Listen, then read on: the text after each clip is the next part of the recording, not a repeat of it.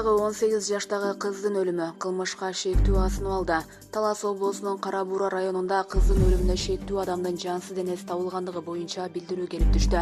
Алдын ала маалыматтар боюнча издөөдө жүргөн жаран 5-июнда таңга жуук асынып алган.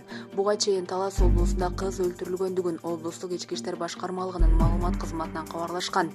Милициянын маалыматына караганда 4-июнь күнү саат 15:20 чамасында Кара Буура райондук ички иштер бөлүмүнүн нөөмөт бөлүмүнө тез жардам кызматына Жаңы Жер айылында белгисиз адамдын жансыз денеси табылгандыгы тууралуу билдирүү келип түшкөн. Окуя болгон жерге Талас облустук ички иштер башкармалыгынын жана Кара Буура райондук ички иштер бөлүмүнүн ыкчам тергөө тобу барган. Токтоп турган унаанын ичинен Азия түз бөлүндөгү кыз кишинин жансыз денеси табылган. Алдын ала маалыматтар боюнча ал октон алган жаракатынан улам көз жумган. Өлтүрүлгөн кыздын өздүгү аныкталды.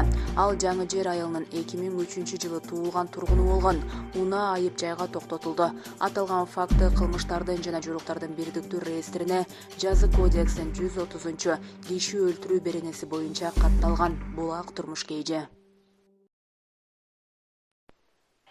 Бишкекте иш таштаган маршруттук таксилердин айрым айдоочулары ишке чыгышты. Бүгүн 5-июнга карата Бишкекте иш таштаган маршруттук таксилердин айрым айдоочулары ишке чыгышты. Бул туурасында Борбор калаанын мэриясынан кабарлашты. Айдоочулар акырындан каттамга чыга баштады. Иш таштоо аяктады дегенге эрте, бирок жылыш бар. Биз коопсуздук үчүн укук коргоочуларды, ыктыярчы коошундарды тарттык деп айтылат билдирүүдө. Булак Макс ТВ.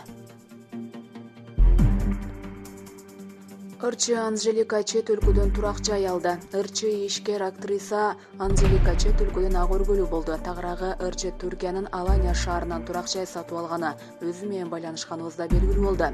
Алания Homes компаниясынын Бишкектеги өкүлү болуп иштеп, ошол компания менен өнөктөш болуп келген. Былтыр жаңы салынган 5 жылдыздуу апартаменттен 2 бөлмөлүү үйдү 3 жылдык мөөнөткө бөлүп төлөө менен алдым деди Ырчы.